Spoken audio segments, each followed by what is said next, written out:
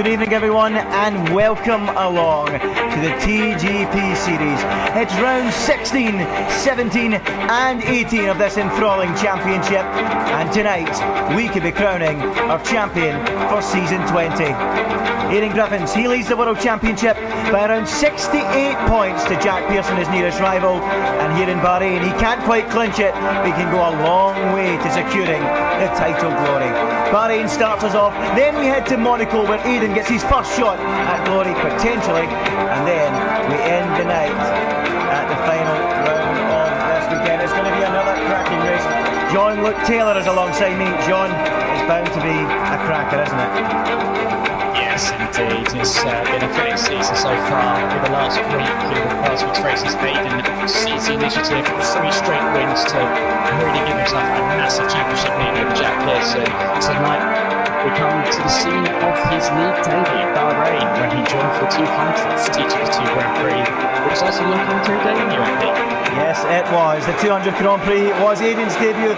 It was also my debut in commentary, but it's not about me tonight. It's all about Aidan Griffiths and whether he can wrap up that world title. He's got a 68-point lead. Well, if he can get himself the result he needs to give himself a chance into that Monaco Grand Prix of wrapping up the title, we will soon see. It is the format for TGP Series. For those who are not familiar, it will be one-shot qualifying. It will be 3 races of 25%. We start off here in Bahrain, then we head to Monaco. So let's see how it goes. It should be a cracker. Bahrain should be dry. It's expected to be dry all weekend. Thanks to Race Control for informing me of that. Of course, we end in Brazil, the third race tonight. So it is Bahrain, Monaco and Brazil. Now, usually I would commentate over over qualifying, John, but trying to commentate over one-shot qualifying, as you can see with the graphic on the left, is just utterly impossible, isn't it?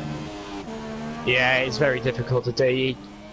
We've tried in the past just to get a lap on the circuit with one of the cars that normally towards the front of the grid, but it's just with the way the order changes so quickly as the lap progresses, it's hard to keep track of who's fastest and who isn't. At the moment through Sector 1 though, we can tell that Jack Pearson is actually currently the leader according to the timing screen. He hasn't had a pole position this season despite being a championship contender, although having said that, Aidan and Jack are trading places at the top. These two are showing on this one-shot quality just why they are the 2 championship protagonists. Yeah, well, we might as well run through those championship standings for you then as this one-shot qualifying continues. Aidan Griffiths is on top with 305 points, a 68-point advantage he has at the moment with 125 points available. He can wrap up that title tonight. Over that man you're watching now, Jack Pearson in the Mercedes, who has 237 points. Sir Lennox has got 170 in third. Joshua Aldoff has got 164 in fourth. Luca Chiapelli is fifth with 129, and Joe Serra is sixth with 98. For now, though, let's have a look at the end of this qualifying session and look how close it is between Jack Pearson and Aidan Griffiths. Which one of those guys is going to get the pole as we head to the line? And it looks like by the slimmest of margins that Aidan Griffiths has in fact done it. So Bartwood on pole position and the championship leader, John. It couldn't get much easier than that, much better for him I should say than that. Perfect. Yeah, it's very, very close margins between the two. Like most of this season, Aiden just seizing that little advantage just to get himself pole position, his 10th of the season, which keeps him on track for the record, which is 13, which was set by Isaac back in the PS3 era. Jack second by 22 fouls, ahead of Goings in third. Wace fourth place in the Haas, ahead of Sir Lane, who is on the soft tyre, which is something he's done often this season with Force India. Erland down in sixth, with Joe in seventh, Baz at eighth, Mr. John in ninth, ahead of Mike, Chris, Chiapelli, James, and Dom, Michael, and Jacko, who brings up the rear of the grid. Yeah, well, a well-attended grid. Good to see such a healthy showing this late on the F1 2017 game. I mean, this is probably one of the last few league races I will cover on this game, and I'm sure it will be a cracker. We, of course, do have 3 races tonight. I'll inform you of that again. It is, of course, starting off with Bahrain, then we head to Monaco, and we finish off in Brazil. And what the perfect start it is for the championship leader, Aidan Griffins. 9 poles up till now this season. That is now a 10th pole in 16 races. Pretty dominant. He's already won 10 of the opening 15. Can he make it 11 in 16? We'll find out in a few moments' time as the lights are about to go out here in Bahrain. His first race in Bahrain, where he started out in TGP, was a bit of a nightmare race, it has to be said, or neatmare as Red Bull Kim would say. But here we go, the 5 red lights going on, and Barton on pole, his championship rival alongside. The 5 red lights are out, and we are racing here in Bahrain in the run down to turn 1. Barton holds his lead, Jack Pearson shadowing him in the run down to turn 1. He's having a look up the inside. It's the Mercedes, is he making it stick? There's a lot of contact in there, and is that Goings sweeping round the outside of Aiden up at the second? It is. What a brilliant start by Goings. That is a flying getaway, and Aiden drops from pole down into 3rd place. What a start to this Grand Prix, John, and Jack will be delighted with that, won't he? Yes, absolutely. That was the start Jack needed. He needs to get cars as well in between him and Aiden to close that massive championship lead. He's run a little wide there. I can also just tell you, just a little move up the inside goes Aiden on Goings. Sorry to come across you, John, and he nearly made it stick. I think there's been some incidents further down the pack. I'll have a look at that right now. Michael Kenny way off the road and into the gravel trap. Sorry to cut across. There was contact between Goings and Jack. Jack has gone wide as a result, and Goings has stolen the race lead. There was contact down to the left-hander in the middle of sector 2, and now Aiden is all over the back of Jack for second. Oh, John, that seems feisty. What happened with Goings? Did he completely lock up and go steaming into the side of Jack, or was it just a racing incident? How did you view it? It did look like Goings just went for a bit of an optimistic move, that's the word I'm looking for. Just went down the inside, probably a bit too far back, made the contact but made the move stick, as Aiden just shaping up to have a little look down the back of Jack into the final corner as we come to the end of lap 1. Yeah, coming to the end of the opening lap, and all of a sudden Jack, who was looking pretty comfortable at the start of this race, is not looking like it anymore. Goings with an interesting move, as John says, up the inside. Now Aiden is all over Jack. He's having a late lunge up the inside into turn 1. Can he make it stick? Back to the action. That was a terrible camera angle. Apologies for that, folks. But no way through for Aiden at the moment. Jack Pearson under serious pressure from his championship rival, but he has to go for broke. He can't afford to be battling. Meanwhile, behind that, Mr. Chiapelli doing battle with Sir Lanex, and Sir Lanex and Mr. Chiapelli on the soft compound tire, so they could come into play later on in this Grand Prix. Remember, it is a 14-lap race. It is only going to be one stop, as it is often in 50 and 100% races, but it is more of a sprint. A lot of action to be expected as the race goes on. So a good little scrap going on further down the field between them. And look at Mike Noon now pulling alongside Mr. Chiapelli, and up the inside goes Mike. Oh, goodness me, that was a bit dodgy. That was a bit over the top. Mike Noon is renowned for going for crazy moves, and in the end he decides to do the sporting thing and let Sir Lanex back through. So through goes Sir Lane back up into 5th place, and Mike Noon to 6th. Is there more action, John? What are you seeing? Yeah, Joe just caught the back of Mike. Chiapelli ran incredibly wide at that corner where Mike and Sir Lane came into contact. Joe has managed to get past up to 7. I was just going to say, just at the start of that battle, Chiapelli had done a great job and actually got briefly into 5th place from what was 12th on the grid, so a fantastic start for him. But Mike, Sir Lane and now Joe are all through as Joe runs a bit slow out the last corner. And Chiapelli almost onto the gravel there, having to try and make his way past as Jack Pearson sets the fast lap or 1:32.172. Oh, he's going up the inside. Forget fastest lap. It might not be enough to hold on to his place as Aiden goes lunging up the inside of Jack. Thankfully, Jack seen him coming. There was no contact. It was a late move from Aiden, but it wasn't late enough to catch Jack unawares. And Jack holds that second place, but incredibly tense stuff between those guys. Further down the field though, John, there's plenty happening, isn't there? Oh, there's way more than plenty happening, and that is Wace going for a spin. A big spin off the road. He'll just about get that going before colliding with the wall, and he rejoins all the way down in 13th place. Well, plenty of drama, and you often get it in these short races, don't you, John? Yes, indeed, and with the midfield being so close together in terms of pace, there's always action in that area. A lot of fighting, a little bit of contact here or there, and a lot of overtaking. Wace, with his mistake, was trying desperately hard to make up for what was an abysmal start. He was fourth on the grid. I saw him bogged down at the start and just get swatted up by the field, dropping all the way to the back there enough. And now after that contact, he's down in 13th position, down from fourth on the grid. A disaster for him so far, as Aiden is close to the back of Jack yet again, who's been closing a little bit on the race leader going. So more action to come for sure. Yeah, absolutely, John. And the good news for Jack is the DRS will be open soon. That would have been bad news initially, but the fact of the matter is he is going to get that DRS on goings in front now, so he can actually defend from Aiden by using DRS, and this is what they often call a DRS train, and that's what you've got here as they go into turn one again, and everything neutralises, and going towards his lead with Jack second and Barthood third at the moment. But as you say, plenty of action to be had going all the way through the field. You could draw comparisons with this to the F1 eSports series, you know. It's frantic, it's rapid, it all just comes in and happens at all of a sudden everywhere in the racetrack. People have to go for moves. The race is short, but they have to be calculated risks. You can't go steaming into a corner making a move and then it doesn't work, as Jack Pearson is really close now to the back of goings. He really is starting to apply the pressure. The front three, look at them all. Any line could you ask for any better than this in the 400th race here in TGP? But Goings continues to hold firm out front. Jack Pearson second, and look at Barton. He's crawling all over the back of his championship rival. At the moment, he can afford to be third in this Grand Prix. His 68-point lead will only be cut to 65. Far from a crisis, Sean, isn't it? Yes, indeed. It would mean that he couldn't win the title in the next race in Monaco, but it would still have him in a brilliant position to take the title, possibly in Brazil at the end of the night. But anyway, meanwhile, there's just nose to tail, the three of them, within a second of each other, and Erlan in fourth, going to his teammate, is trying to close in a bit. He's 1.6 seconds off, but he is slowly catching and will do if these three continue to scrap and go for any overtakes. Yeah, well, lap number 5 is ticked on to the clock, and it's still Goings in the lead. Jack Pearson second, Bartwood third, as they all hurtle down towards that first corner again, threatening to make moves, but no more than that. Aiden with a very late move on Jack Pearson. Is he through on Jack? They go side by side on the way up the hill. Aiden on the AstroTurf and just about rejoins, and boy oh boy, he's making late attempts at a move. I tell you what, no signs of a percentage game from him. He wants this title race done and dusted as quickly as possible, John, doesn't he?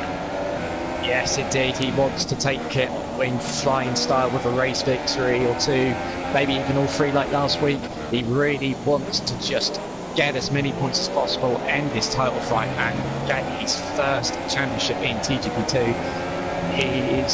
It's his comeback season as well, which has made it all the more remarkable. He's taken some time away from league racing and has returned, and it is just on fire this year as he shapes up to maybe have another look again at the end of this DRS straight, but maybe it's just a bit too far back. Meanwhile, some early stoppers, we have Dom and Wace in the pits. They've rejoined in 15th and 16th, and Guns just, the prime option, I guess you could say, for this race. Wace obviously had a disastrous start. Dom maybe caught in traffic this time just to get the undercut on his closest rivals on the circuit, as Aiden just closes in again into the last corner, and we'll have DRS yet again, but as will Jack. He's peeling in, yes. And in comes Aidan Griffins to the pits.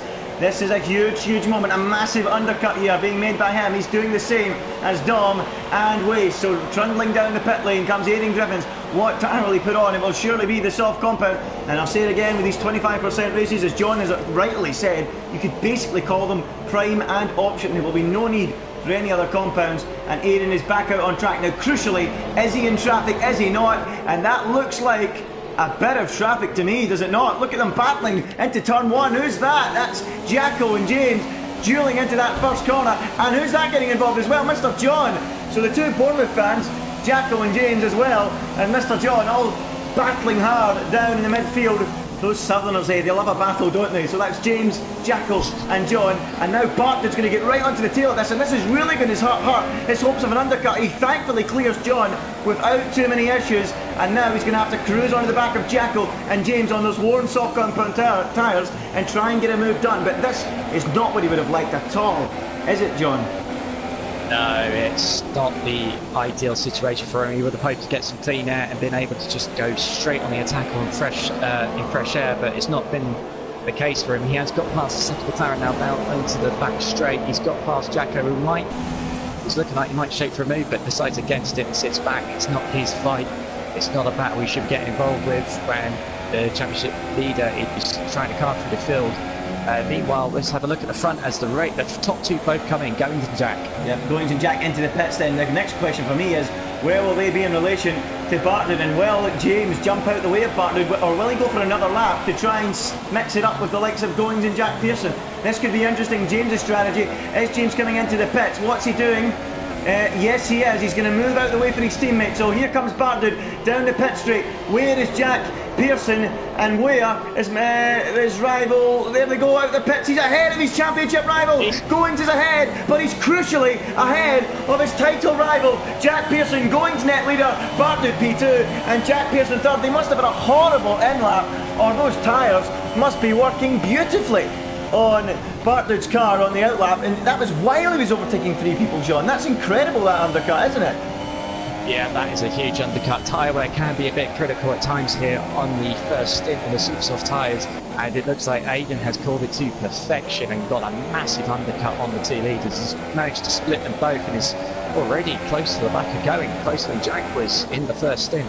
Meanwhile, I can tell you Erland had a disastrous pit stop and came in at the same time as his teammate Goings and got held up. They ended up double stacking and it didn't quite pay off. Erland has come out in 8th position and has lost a good few seconds to the front three. Meanwhile, so Lane in the lead now in the Force India. He's on the alternate strategy, started on the soft tyres, basically what is the prime tyre for this race. And he will come in later onto the option and attack towards the end. Chiapelli's still out there as well in second, ahead of Batter, and then we've got what will be the net top three. As I'll tell you what, Jack is just dropping back a little bit from the two in front. As Aiden will get DRS on, going down this back on to the main straight rather. Yeah, absolutely. Here we go. Yeah, this could be very interesting. This could be crucial for the race here. Jack Pearson lacking a little bit in speed. He's 8/10 behind this group.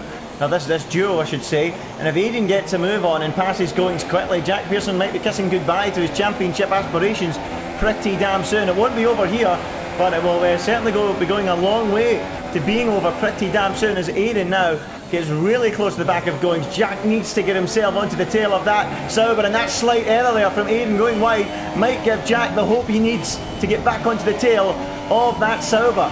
So he's still there or thereabouts, but if Aiden gets past Goings, it could be curtains. So lap 8 now out of 14. We await the pit stop of Sir Lane X and of Mr. Chiapelli. The man, of course, Mr. Chiapelli, who sees me as a good luck charm. Whenever I turn up for a TGP race, he seems to win one, and it's not often Mr. Chiapelli finds himself on the top step of the podium. It has to be said. So those two out in front, yet to make a stop at the moment. Then it is that trio of Goings, Bartlett and Jack Pearson, your three net leaders who have pitted.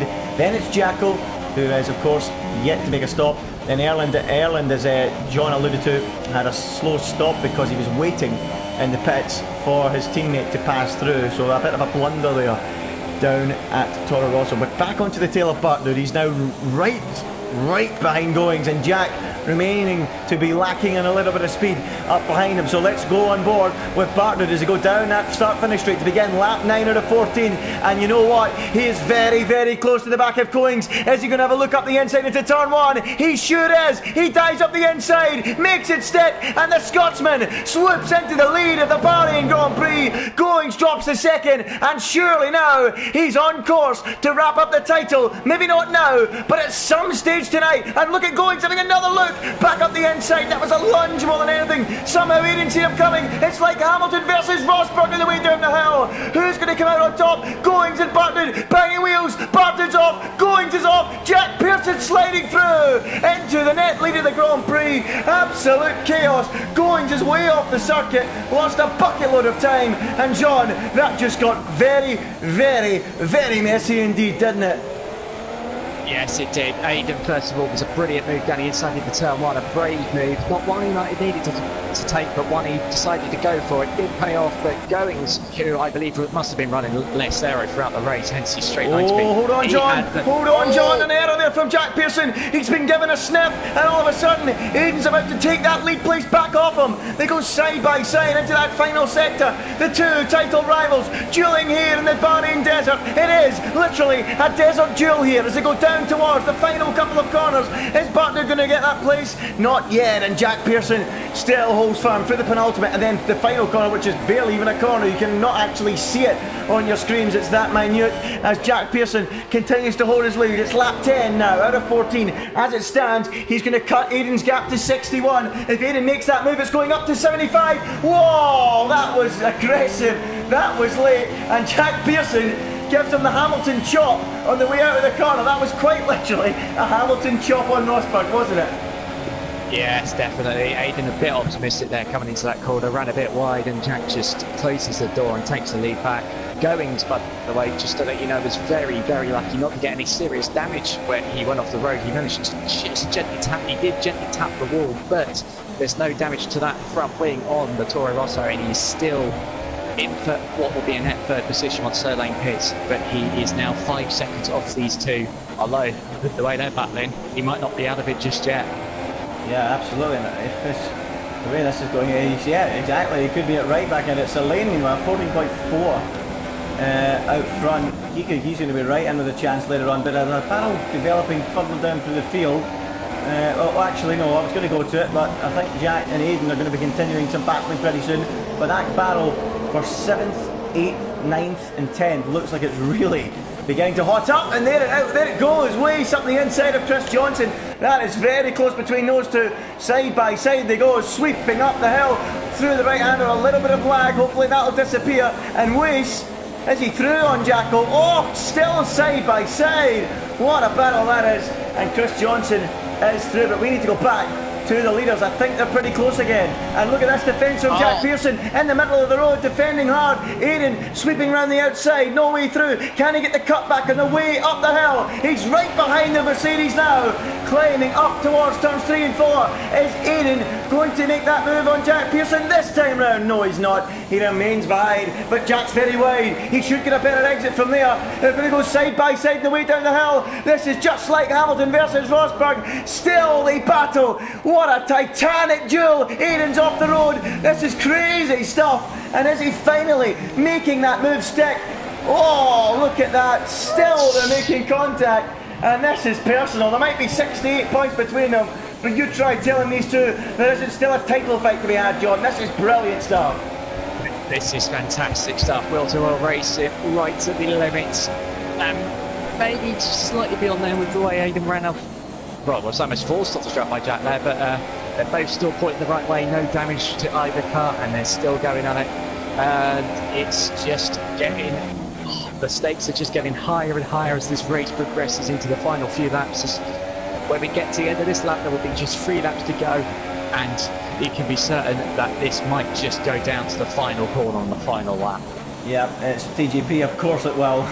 No doubt about that. Lap 11 about to tick towards lap 12. Jack Pearson versus Aiden. The battle continues on to the 12th lap of this Grand Prix. Over the line, the pit boards tell them there's nothing between them. I don't think they need the pit boards to tell that. Jack squeezing Aiden right over to the edge of the circuit. He then moves back to the outside of the track to make the corner easier for himself, and then get that slingshot to hold his lead. Good driving there. Smart driving from Jack. He would have been in bother if Aiden parked it on the apex, but he trusted himself and it worked well. Aiden with another opportunistic lunge up the inside. Jack seen it coming and just ducked and dived his way back underneath him to hold that position. Clever driving there, John, wasn't it? Yes, indeed. It was great defence there by Jack. I just caught out the corner of my eye just during that battle that there was contact at the back of the field between Jacko, who's yet to pit, and Chia Paddy. Both cars facing off the wrong way at the last corner. Both have recovered without any serious damage, but Jacko all the way down in 13th and yet to pit. So his race has turned into a disaster, and Chiapelli's has been ruined down in 15th place now as Aiden again just catching Jack down with DRS straight, looking like he might shape a move but decides against it. I can tell you what as well, there's going to be an interesting fight for third as Selene, who has pitted onto the super soft on the ultimate strategy, is rapidly catching the back of going. Oh, another look up the inside from Aiden! Oh, is he going to make it stick? Oh, that's incredible racing between these two. I tell you what, they just go for any move that's on the table, these two.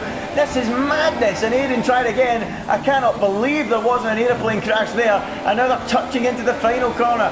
It's now about to begin the penultimate lap of this enthralling Bahrain Grand Prix here in season 20 of TGP2. Jack, a nose ahead of Aiden Griffins as they run down to that first corner again, and Aiden once again doesn't quite get close enough. I tell you what, he's been close enough just about every other time.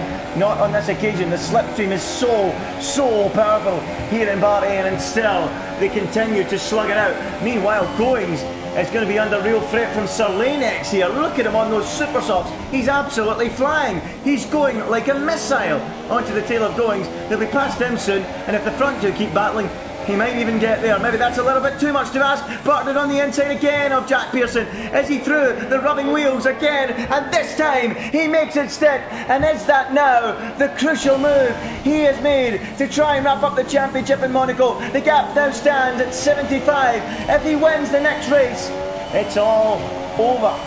And now look at this, Jack Pearson having to defend. Look at this, Aiden defending hard. Jack back up the inside. Is he through? Yes, he is. I tell you what, there's no point in discussing championship permutations until this race is finished. Corner by corner, the order is changing between the front two. This is just a titanic battle. It's a real slug to decide who wins this Bahrain Grand Prix. It's like a heavyweight boxing match, and still Jack Pearson holds the upper hand on the Scotsman, Aiden Griffins. John, I've got to ask you, can you predict where this is going to go as we are about to begin the final lap? I genuinely cannot predict the winner here. It's too close to call between them both. So equal on performance today, and so just every opportunity. Oh my goodness me, Aiden going up to the edge of the track down the inside. And is he through? You know what? He's very close to being through. They're still dueling side by side. Jack just about gets his note ahead. Aiden off the road. They've been off the road about 1,000 times in this Grand Prix. Back on board we go with Aiden Griffins as Jack goes way too hot into the corner. They're both hot into the corner. Jack particularly so. And now Aiden's got a run on him. It's to go down the hill for the final time. Jack's way out of shape and Aiden dives through and surely takes the lead and moves into position to take the victory here in Bahrain. What an incredible battle. It rages on. It's not over yet, that's for sure. But if there's any collision now, I can assure you, Goings and Selene will be through. And Jack sends it back up the inside at the hairpin and retakes the lead of this ridiculous Bahrain Grand Prix. The fans are on their feet. The garages sound like a football stadium, let alone a Formula 1 garage. This is incredible. Neither team heading out to the pit wall to see their man across the line. They're glued to their television screens. They don't know what's going to happen. That's late from Aiden. So late from Aiden.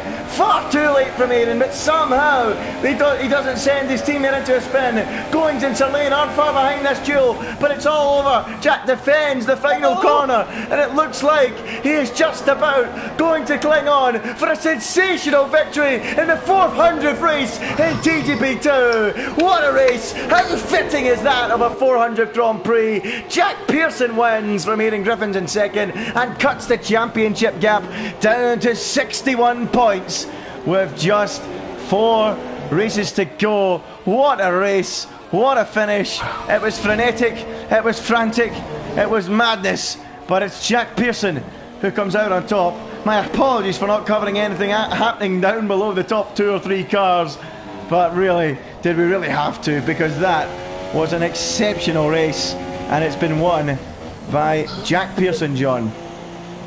That was absolutely incredible. I can't remember the last time I've ever seen a battle like that, all the way through the race, right to the end.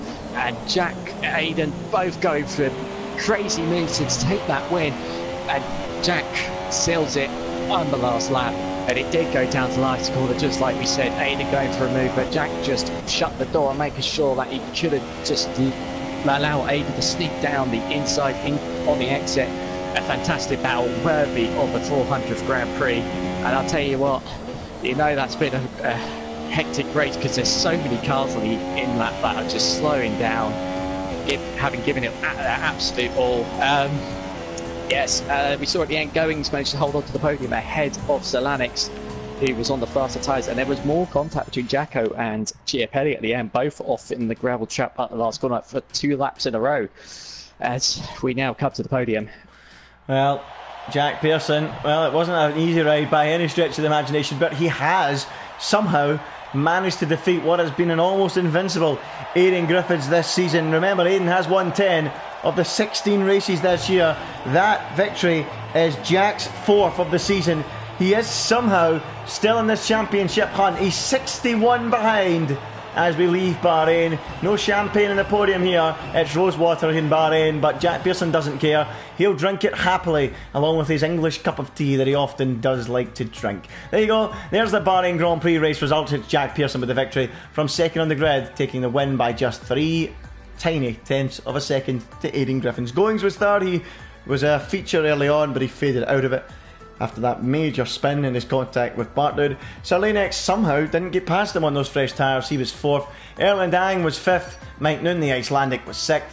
Joe Sayer was 7th. Weiss was 8th. Chris Johnson was 9th. And Baza, the Welshman, rounds out the top 10. So there you go. Another thrilling race. And I tell you what, if Monaco's anything like that, we're in for a treat, John, aren't we? Oh, I need to catch my breath after that. That was incredible stuff. Relentless action, battles all the way through to the finish, and wow, if Monaco's like that, we are in for an absolute treat. Yep, of course. Well, folks, in case you're wondering, it is now going to be Monaco, and of course one-shot qualifying will be enabled as well. We have got Monaco and one-shot qualifying, and then we will head to Brazil with one-shot qualifying as well. Aidan Griffiths, he cannot, can he? 61 points. He can wrap up the championship, can't he? In Monaco. He cannot win win Monaco. He needs to be 100 clear at the end of this Grand Prix, and at best he will only be 87. No, he only has to be 75 because of 75. Yeah, because there'll be 3 races left after this one. Yes, of course. So yes, I do apologise. I've got my maps wrong there. He can. 100 left to go. 75 left after this race. He can win the title here in Monaco. He has to outscore Jack Pearson by 14 points, I believe, and he will win the championship. So surely for Aidan Griffiths, John, the plan for him, especially at a circuit like Monaco, would be the percentage game. Just make sure you bring it home, don't let Jack get any closer, score a solid 10, 12 points, and it should be in the bag. Yeah, that might be the case, but I think with Aidan, he's just going to go for absolutely everything.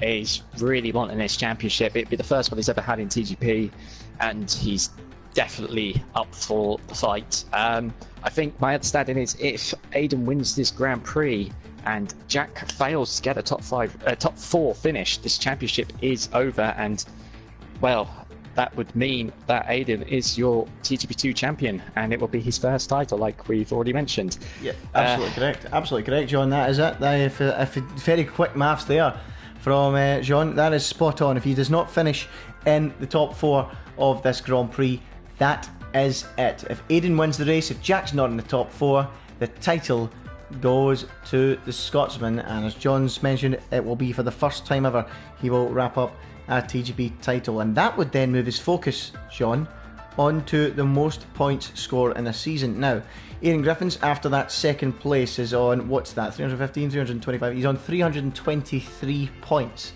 at the moment. The most points in a season is set by Isaac, 408. The second most amount is 404 by CJ Beach, and 403 by Wingsman, or Will, as he's known. So, will Aidan get anywhere near those points tallies? We'll have to wait and see. I suppose his main aim will be to wrap up that title. That's got to be the first thing on his mind. There's absolutely no doubt about that. That's what he will be thinking about. The Constructors' Championship, I'm not sure how it shapes up after that one, but it is between Sauber and Mercedes. So we need to try and get a quick tally up at some point on that.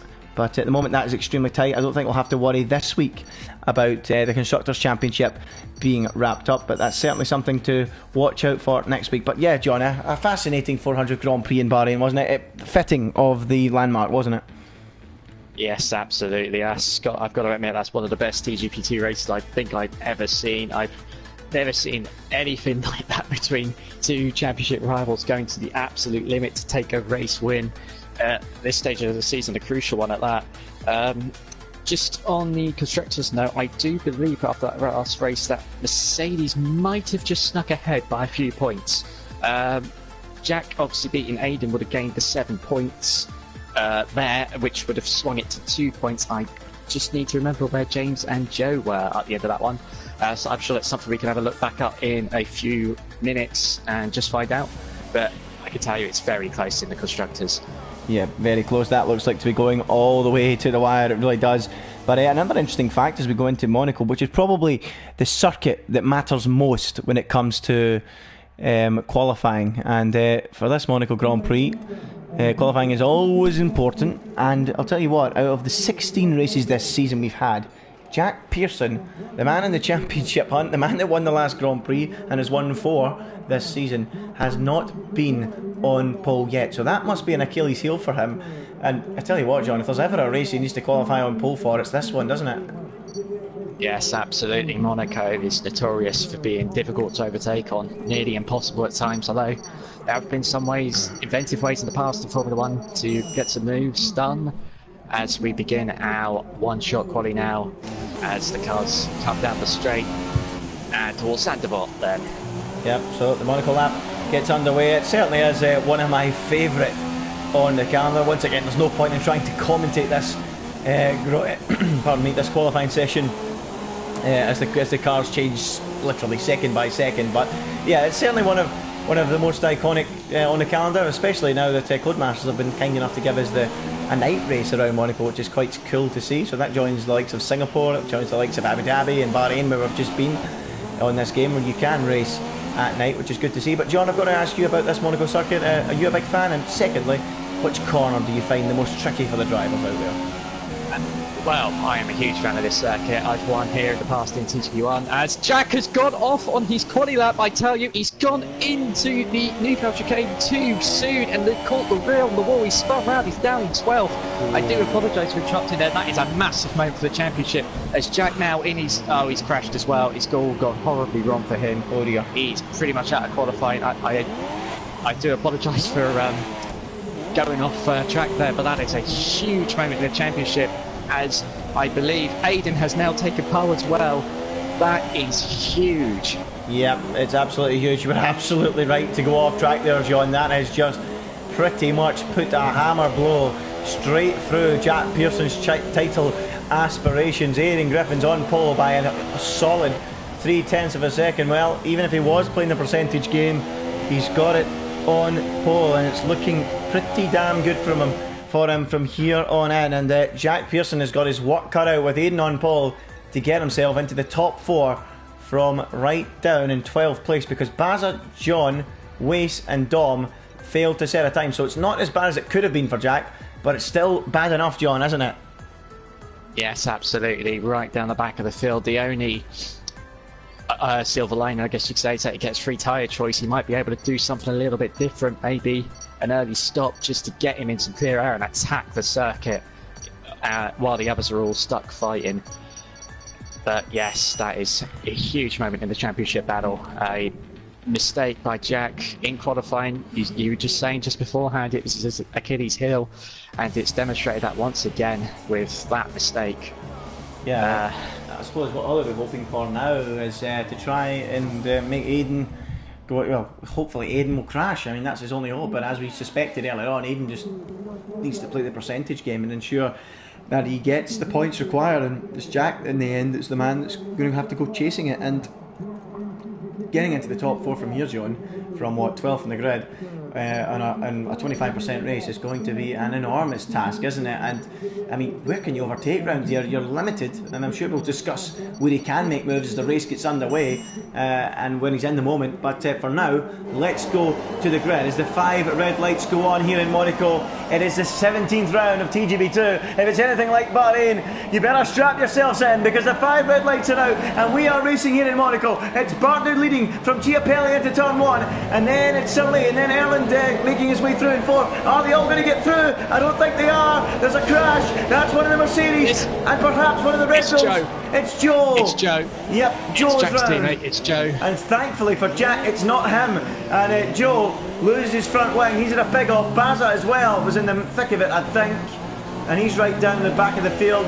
Wace, as he get through it? I think he just about did get through, but they're all making their way around the lap at the moment. And where is Jack? He's got a great start up into 8th place. Could it have gone any better for him? I'm surprised he managed to get through all that. So a joy for him, exactly what he would have wanted.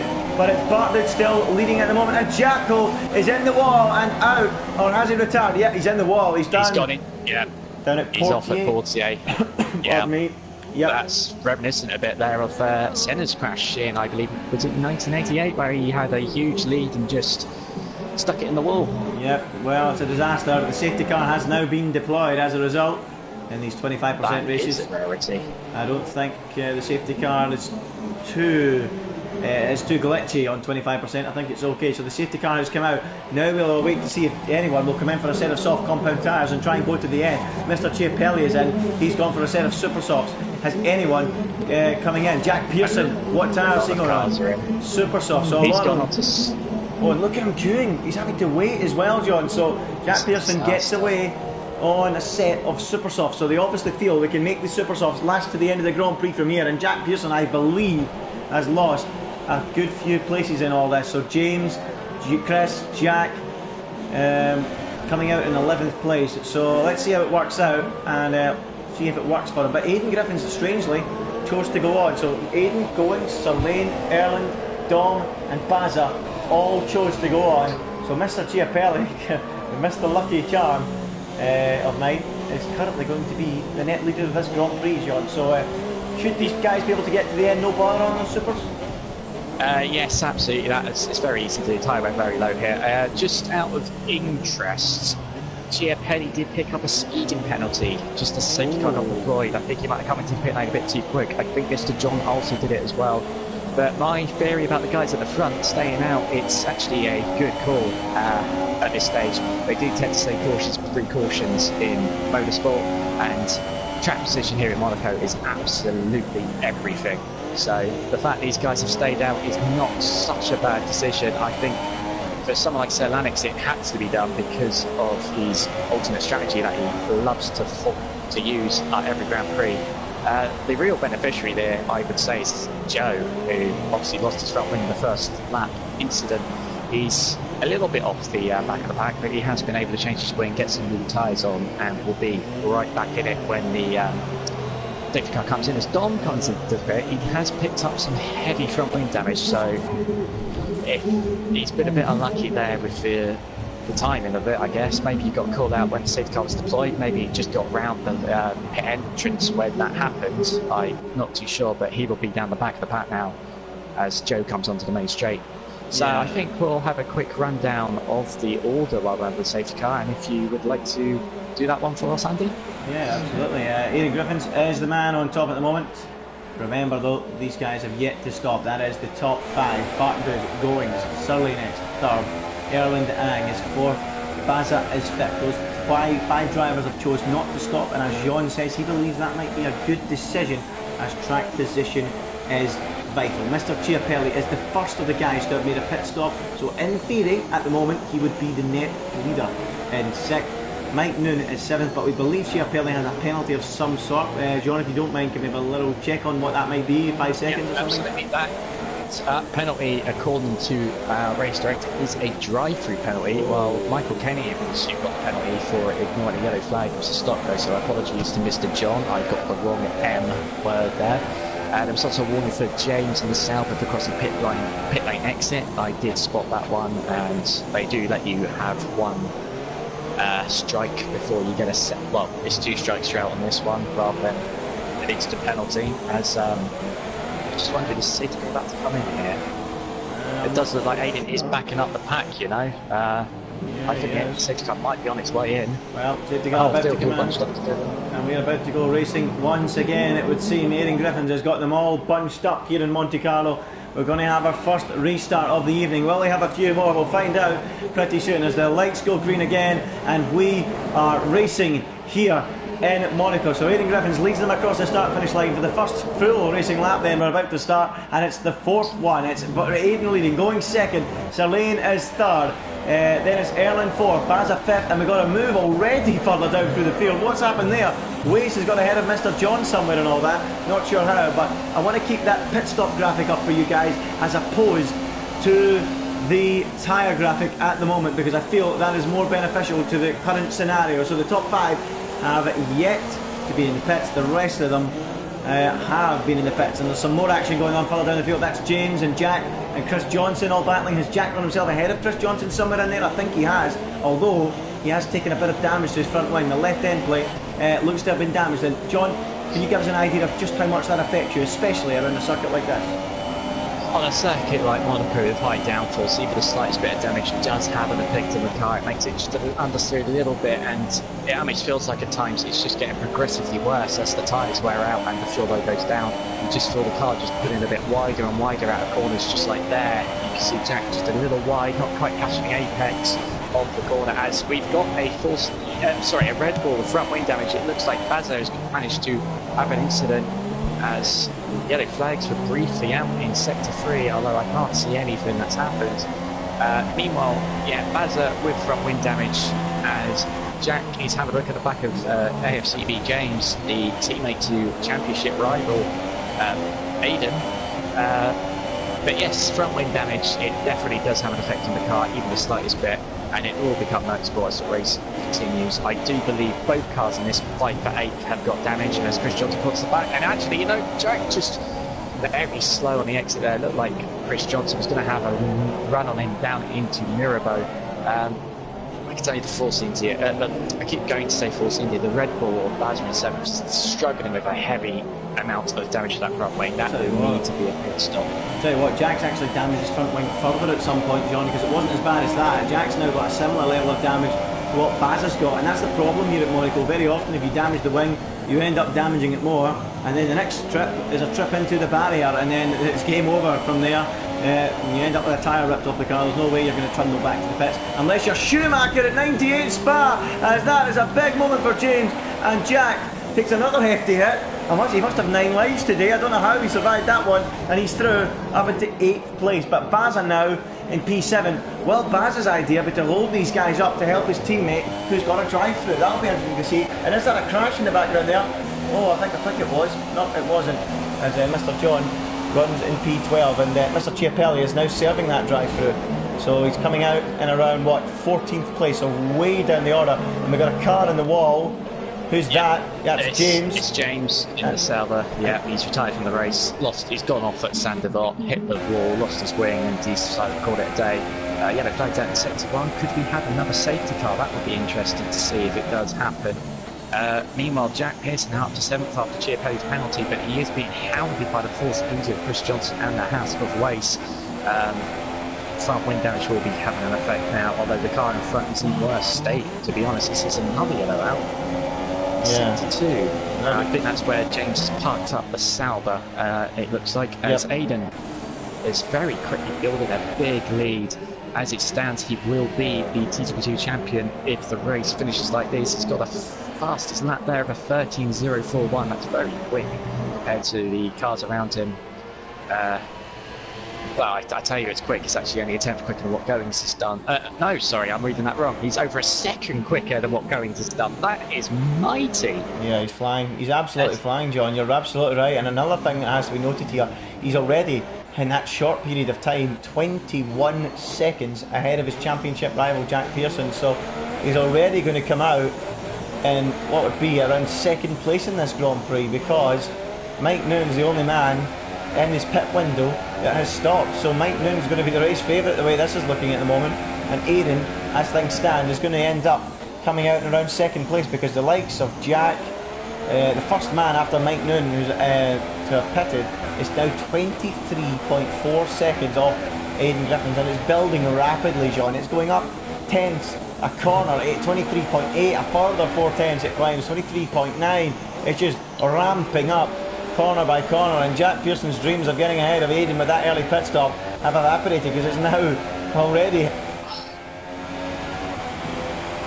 forget it, it's not looking good for him at all, and it's looking like it's in the bag for a certain Aidan Griffiths. Sorry to interrupt there. The force of Chris has gone hard into the wall at the swimming pool section. It's astonishing that car did not get in. There's some heavy damage in that front wing. He's very lucky to get away with that. I can just tell you, Baz has got a penalty for multiple warnings. He basically cut the chicane in the middle sector. He's just got no brakes or anything in that car. It's basically a mobile chicane. Just on that lap alone, he's lost well over 4 seconds at least to Aidan in the lead. And that gap is just going to continue to rise. Jack has got a similar amount of damage now. He's 28 seconds off. He's lost. Oh, look at Weiss! Look at Weiss up the inside of Baza into Monaco, and that is beautiful. What a move from Weiss up the inside. He went on Baza, and Baza, who's struggling with wing damage. So is Weiss, though. They're all out there struggling with wing damage, and Weiss flew past him. That was a beautiful move there on Baza. Now he's onto the tail of Jack Pearson.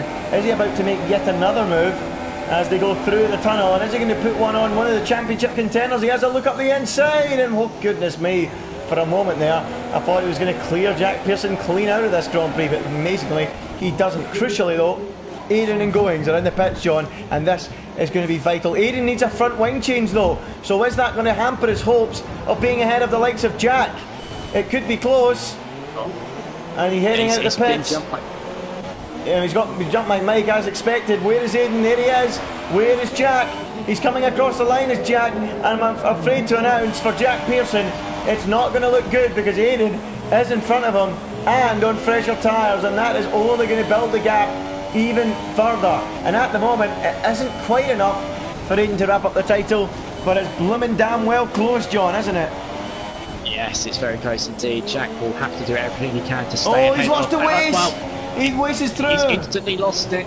That's an instant curse of contact now. It's just going to say you have to do everything to keep the cars behind him and as soon as I say that, Weiss makes an opportunistic move. Well, maybe Jack made a mistake up Casino, and Weiss just up the inside straight through to the 5th place. Weiss is on the soft tyre, which is very interesting considering we've got the super soft and ultra soft here. But it seems to be working well for him. He's managed to get the tyres turned on very well in terms of temperature and grip. And he's just already got to put away his Aidan makes a big mistake and gets very lucky at the swimming pool. He just had a tank slapper, it seemed like. It just ran him wide into the little bit of tarmac runoff there is there. Very little at that. Oh, he's up! He's out of the wall! Is he out of this race? I don't think so. But the front wing is gone. That was a major moment for Aidan Griffiths, and that is a major moment in this World Championship. He clipped the inside wall, and Anthony knows somehow didn't rip the tyre off the car, then bounced into the opposite wall, and it's ripped the front wing clean off the car. We've got a safety car, and that could bail him out, John, couldn't it? Wow, I cannot believe it. It's so easy just to get your line run a little bit on this circuit and just hit the inside wall and go off into the next one. You see it so often in actual Formula 1. You see it in the swimming pool section especially. You just see the cars just rub that inside wall too much, break that suspension straight into the wall. Aidan incredibly lucky to still be in this race as Erland's picked up a penalty for speeding under the safety car. He was in 2nd place, the only guy aside from Bazzi yet to pit. This is equally great news for Mike and awful news for Mike because he's got to lose that big lead he's got. But with the gap, could he just sneak a pit stop and still come out ahead? Well, maybe he won't risk it because it's going to just a bit too close. But that's just really just changed the course of this race. I can tell you, Mike has stayed out. Track position is important. I think he's agreed with what I said earlier. Erland's making his mandatory stop now. Another thing, John, we need to note here: does Jack Pearson know that Aidan's lost his front wing? Because Aidan's going to come into the pits here, and will Jack come in to change his front wing? Because if he doesn't know that, we might want to stay out. And he is staying out, so he must have known. So Aidan's coming in now to change that wing. Let's see how far down through the order he will drop, John. This is going to be huge for this race. Yes, so Jack moves up to 5th, and Aidan now makes his pit stop, John. Yeah, good news for Aidan is also Chris Johnson, the Banter have both come, and he would have jumped. Also, interestingly, on my screen at least, Weiss has no front wing, and he's almost in the wall at Massenet.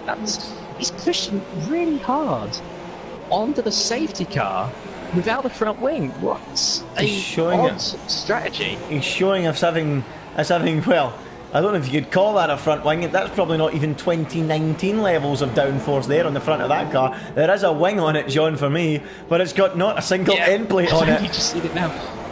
From the onboard camera, you cannot see that at all because of where the suspension is. But yeah, there is a bit of front wing there. But if I were Waze, I'd need to pit that immediately. Even though you're net third, you're gonna be sinking like a stone with the amount of downforce lost. And you got.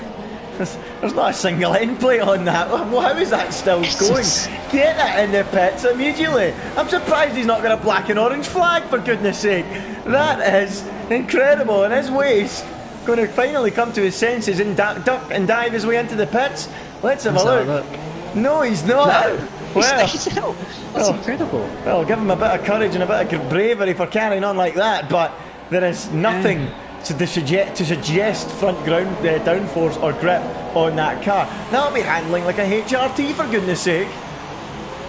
Yeah, that's astonishing that he's staying out with that. Just on the championship note, Bartwood is still in the top 10 in 10th itself.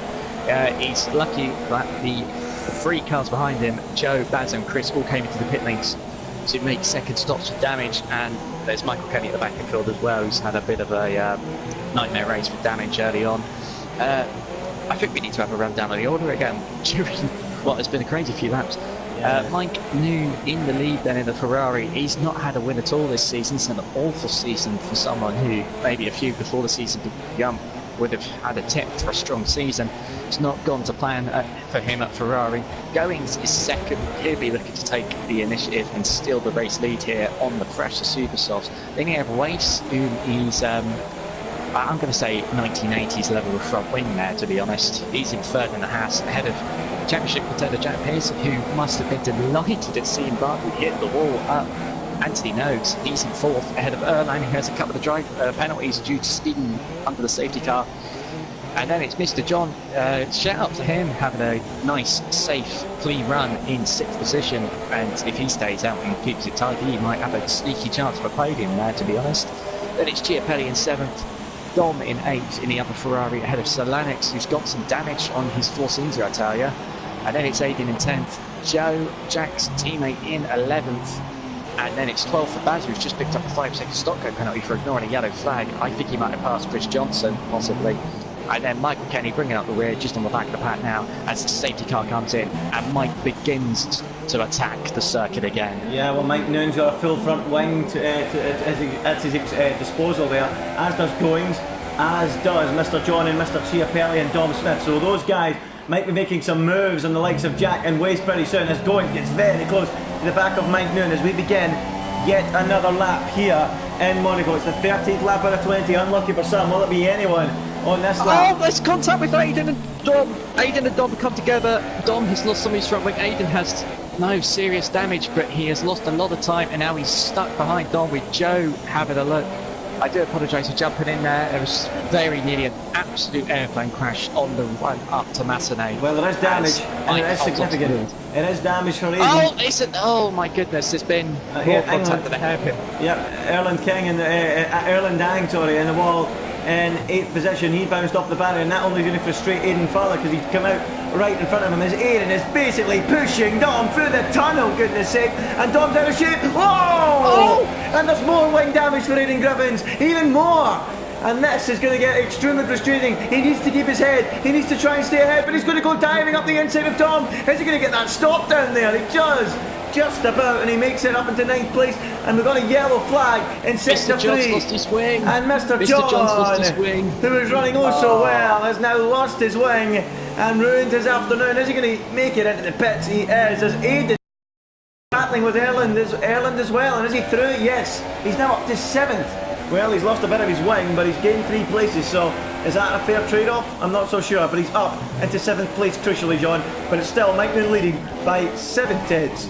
Pardon me, 7 tenths to Goings, and a full 5.4 second advantage over Waste in 1 lap, because he's driving, as John said, with 1980 levels of front wing, and he's pretty soon going to have an enormous train of cars behind him.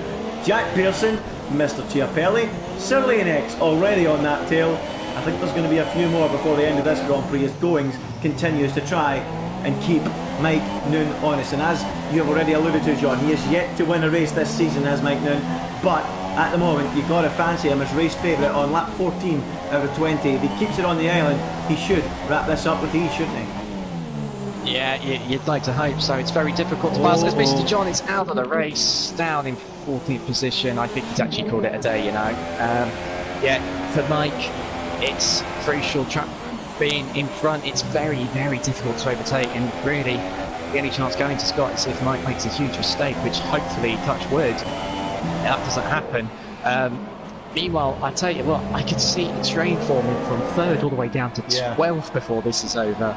There's such a lot of damage to the front wing of Waze, but Jack, with a hefty amount of damage himself, is holding the rest of the pack up. And I'll tell you what, all of them, pretty much all of them, have actually got some form of front wing damage. Lane goes down the inside. So Lane, and he's done it. What a move! What a move that is! Aiden diving up the inside of Sir Lanex. And he's made it work. I don't know how he made it work, but this is not helping Jack at all. Waste's front wing damage has literally just dragged Aiden back into the fight, hasn't it? And now he's only a car away from Jack Pearson if he can clear Mr. Chiapelli. And you know what? He's all over the back of Mr. Chiapelli. Is he going to have a look? He'll barely fit through that gap if he tries, and he... Thank goodness he decided against it, because that was going to be a huge accident as he continues to hassle and harry Mr. Chiapelli. Goings is already 13 seconds! Oh! Chiapelli in the wall! Big crash! Nico Rosberg style crash at Monaco, and Chiapelli is out of the Monaco Grand Prix, and he now becomes the 4th retirement of this incredible race. Wow, there's been plenty of drama, and there's more to come, because look at Ian, he's all over the back of Jack. Is he having a look up the inside? He's not. Wace is holding them up so much, so much. Goings and Mike are taking 5 seconds a lap out of these guys. It's ridiculous how Wace is still going, but it has to be said. We've said it already, we'll say it again. Track position is vital round here, no matter what downforce you've got in the car. As Aiden now tries to dance down the outside of Jack Pearson to make a move. He's trying everything, but again, it doesn't quite work out, as it's now literally a traffic jam through the hairpin, and somehow on this camera a bird has pooed on the camera. A bird has quite literally pooed on the camera, and it's now just disappeared off the camera. That's good to see, but there was quite literally bird poo on the camera down at the hairpin there. As Jack Pearson going with the battle for the lead. Going to trying to go running outside of the rest cast. That's insane. It's not quite paid off, but Mike is all over the place now. And going shaping up for the move. Bartlett's ahead on Jack Pearson. That's crucial for the championship, but we need to go back to Goings and Mike. Goings hits the back of Mike into turn 1, damages his wing severely. All end plates ripped off the car almost, and now he is in real danger here. Oh, Mike has gone on the outside and put Wace in the wall. And Wace has lost his wing entirely now, hasn't he? Yeah, he has. So Wace was a cork in the champagne bottle. He's now lost all of his front wing. He pretty much had none of it left. And now, oh, he's letting him through. Oh, goodness me. Wace nearly creamed into the back of that Sauber there as Bartlett let them back through. As Jack Pearson continues in 3rd, Wace in 4th, and Bartlett now drops back to 5th. And Wace has got nothing, not even... Oh, Aiden again! And they're still fighting. What is he doing, man? He can't drive like that. Come on. And he just steams up the inside of Wace. And Wace, well, has to drop back again as another dollop of bird poo lands on the camera lens. And Wace is now P5, and Bartlett's up to P4, and Jack Pearson P3. But I think these guys need to calm down a little, John. I don't know about you. Some of this driving is getting a little bit silly. Oh, and now Jack picks got up himself a 3-second time penalty for corner cutting. Oh dear. Yeah, absolute chaos. Another penalty for Jack. Oh, and he nearly done a Chiapelli from the previous lap. That was close to a huge accident. And still, Jack stays ahead of Aiden, and Aiden's buffering his way onto the tail of him, through the Rascasse into Anthony Nose. Is he going to make a move? Aiden against the wall again, and now loses all his end plates. Goodness me, this is drama. Oh, he's going to go in the wall! Oh, he's in the wall! He's lost his wing! Bounced off the barrier big time at turn 1. The wing is gone, and he's running out of laps here to continue. Jack's in the wall further up the road as well, but he's just about going to make it round. Aren't Aiden and Wace going to continue this race without wings? Yes, they are. they're going to try and carry on. This is actually something I've had to do in TGP1 once. I lost my front wing. As Going's gone off now, and he's run wide. He's got horrible wing damage as well. He's not got a penalty though. The front wing, yeah, I'm losing my words here. The front wingers tactic is something I've had to do once in Monaco here, where I lost my wing with 3 laps to go while on for a podium and just tried to sit it out. And it actually succeeded as Jack and Aiden go deep into that chicane. Aiden is all over the back of Jack despite not having an actual front wing. He's actually touched the back of him into the back. Jack's tyres must be absolutely finished. Oh, there's contact between the title rivals. Aiden's in the wall. Aiden's way into the wall. Jack's off the road too. It's like dodgems in TGB2 at the moment. Jack's tyres are finished. Aiden's got no wing. Wace has got no wing. And Dom Smith, Chris Johnson and Colin Joe might all smell a podium at this rate. This is drama of the highest order as they go into turn 1 in the slowest possible fashion. Goings is now 22. It's almost 23 seconds up the road from these guys now. The safety car only came in 4 laps ago. That is ridiculous, that gap in such a small space of time, as Jack somehow remains. And look at Dom, is he going through on Chris?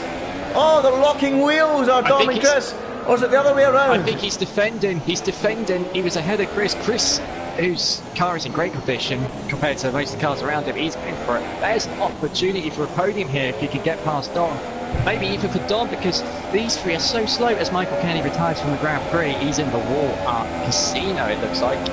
As Baz has just pulled over, I think he's trying to let a lane through there. As there's just so much going on. Dom is defending ferociously now from Chris. He's actually slower than the 3 cars in front. 1 with no tyres and 2 with no tyres. He's at top! He's at the wall! Huge moment in the championship. Eric Griffin's understeers into the barrier and does a look at Chiapelli. He does a Nico Rosberg. The championship is wide open again on lap 19 out of 20. He has smashed it into the barrier. He was on for around 10 World Championship points. He's now going to get 0, nil, nada, nil point, no points for Aidan Griffins. He is out of this Grand Prix with a ferocious shot into the wall at the swimming pool section, and you know what, he might want to throw himself into that swimming pool and drown. He'll be sick after this result. His championship advantage is going to be sliced down even further. A huge accident.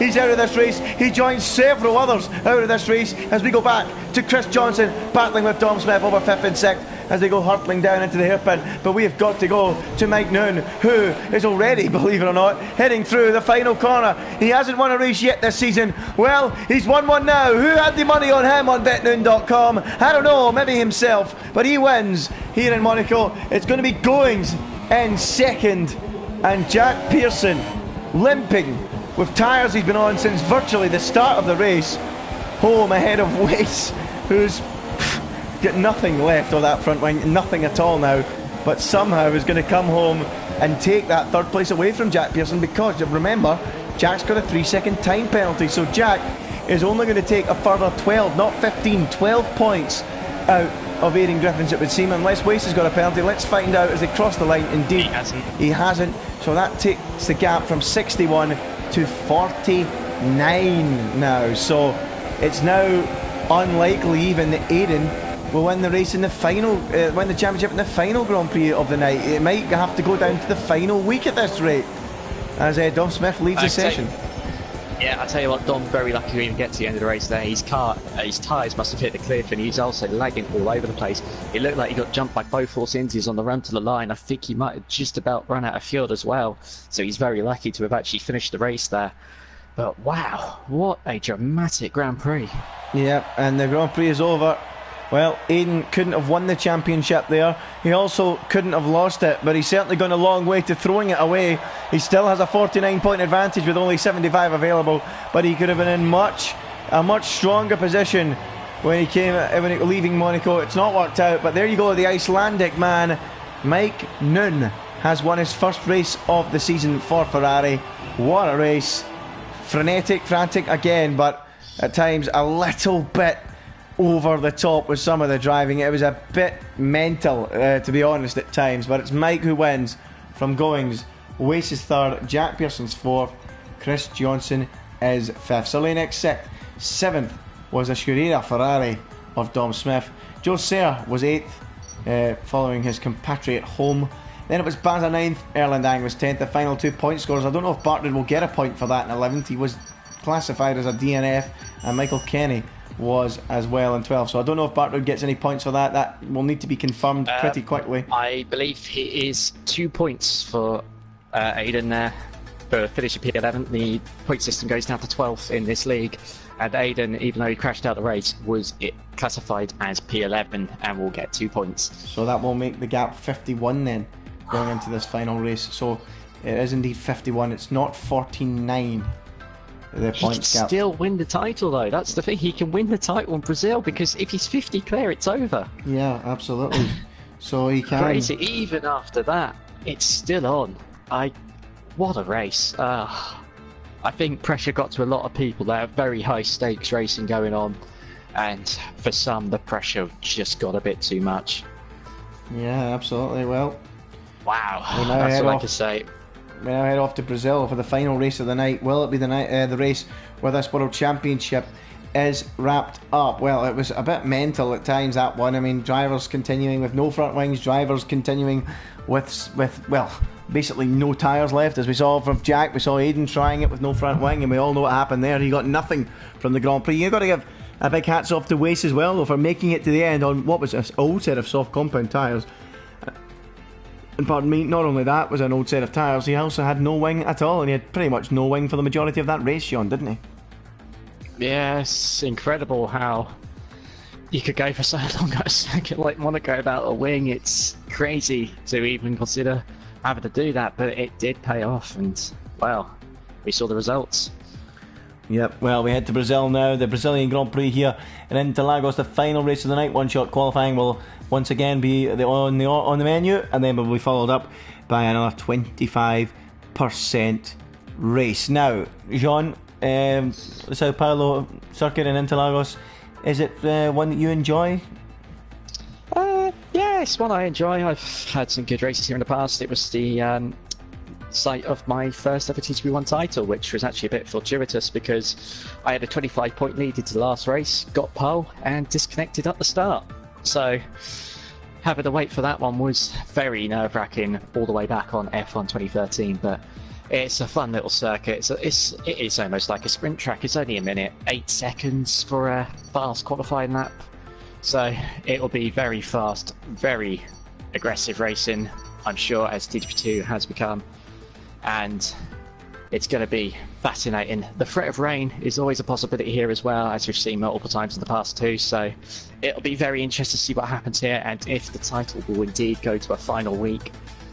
Well, Jack, quite simply, he has to beat Aidan here in this Grand Prix. If he doesn't, the championship fight is over. Even if Jack finishes 9th and Aidan finishes 10th, the title is won by Aidan. So that's the only position really where this championship, if Jack wins ahead of Aidan, if Jack beats Aidan today, he will remain in the title hunt, unless of course Jack's 9th and Aidan's 10th, when that will mean that Aidan wins it, because he'll have more wins than Jack, even if Jack wins the last 2 races to go level on points with Aidan DNF, and so that's pretty much it. Jack has to beat Aidan in this race, or it's all over, and we can crown a TGP2 champion potentially for the first time in Aidan Griffin's. But John, there's been signs in the race before that Aidan isn't interested in any calculated risks, is he? Or sorry, he isn't interested in any, percentage games either. He just wants to go hell for leather, go for broke. He's got a big enough cushion, so why not? How do you view that approach? It can be very, very risky to take an approach like that if it all starts to go wrong, like we saw in Monaco. But as we saw in Bahrain, even if he goes for it, he's not really losing that many points, even with mistakes like he's performed tonight. I think he's got to be grateful for the lead he did build up over the last couple of weeks that have put him in such a position that he could go for it. Obviously, if a championship was a little bit tighter, where there was a possibility Jack could overturn the lead with a good result, I think Aidan would be playing it a lot more safety than he has. But I think because of the comfort he's got, he can just go hell for leather and see where it ends up. As we now begin one-shot quality for the Brazilian Grand Prix. Yep, Brazilian Grand Prix, one-shot qualifying beginning. And I tell you what, 3 drivers have gone for the soft compound tyre. They are Baza, Chris Johnson, Sir Lane, everyone else has gone for the super soft tyre. And John, you know what? I think that soft compound tyre could be a very smart decision, because I've just been reading that there is a chance of rain towards the end of the race. So will those guys try and stretch the soft compound out towards the end of the race to try and do a one stop with everyone else on super softs maybe doing a two? That could be one to watch out for. But at the moment, Goings is looking good for that pole position. Erlandang second, Bartlett around second or third position, Jack Pearson there or thereabouts as well. So we'll see how it pans out. But Aiden now moving to the top of the standings in qualifying, so that could be a decisive blow in this championship to Jack Pearson, because remember, Jack has to beat Aiden, and he's just had a huge moment there on the way down the hill, has Jack Pearson. So he's not going to be on pole here by the looks of it. It could be as low as 5th position. Dom Smith doing a fine session, isn't he? Oh, Bartlett's in a moment somewhere, and he's dropped right down the order. Look at that, 10th now for Bartlett. I don't know where he's had an issue, but he's had one, and what was looking like a good old pole position doesn't look like it anymore. He's 11th quickest, Sean. So, wow, he's made a mistake somewhere, hasn't he? I can only assume he's either made a mistake at the end of the S's or at the final corner, whose name I always tend to butcher, so I'm not even going to attempt it. But I wonder what's happened there. I wonder if he's just gone wide or something. Let's have a look at the sector times for Aiden now. He's done an 18.8 last sector, which is nearly 2 seconds slower than what Goings did, so he must have gone on at the final corner and gone onto the grass and ruined his lap. Yeah, because of course, if you run wide at that final corner, you've got a full throttle to run, and you lose so much time on the way up the hill. There's no corner worse to do it at than that on this circuit. But it is Goings on pole, Wace on the front row. What a job for that is from him. Jack Pearson third, Dom Smith up in fourth, with Mr. Chiapelli in fifth. But Aiden, crucially, all the way down in, I think, 11th place. And the only saving grace that might be for him, John, is a fresh set of tyres and a chance to maybe do that one-stop strategy perhaps. What do you think?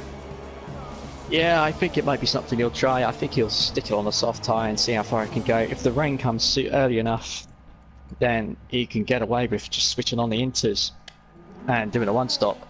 But it does depend on what the weather does. A safety car might help as well. We saw in Monaco that a safety car could keep things close and interesting, and maybe it's something he might be banking on as well, because in the past there's been threat of rain and it just falls out a little bit too late, and you just only really get the chance to put the inters on the last couple of laps. But by then, any attempt at a one-stop is out the window, because the rest of the field would have caught up already due to the way the tyres wear out as the race now begins. Yep, the 5 red lights are on, and we're about to go racing here in Brazil for the final time tonight. Can Aiden win the title? We will find out as they go hurtling down into that first corner. It looks like it's going to be going to head. Waste trying a move, an opportunistic one, and I think Goings is going to hold on. They all funnel their way through the centre edge and down the hill. Waste now going side by side with Goings on the run down to the Stiro do Lago.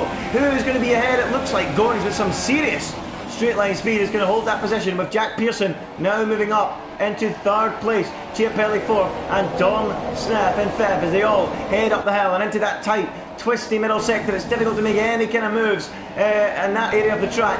As we now go back further down the field, we've got James battling with Baza. We've got Dom further up the road from that, fighting with Chiapelli. Mike Noon, the two Ferraris, line of stern. Look at that, 5th and 6th. The two Ferraris at the moment as James gets out of the shape big time, and now this silver teammate of Bartlett carves his way past up into P8, and that's crucial for him and his charge back through the field. Remember, if he beats Jack Pearson by any margin at all today, the championship is his, isn't it, Dom? Isn't it, Dom?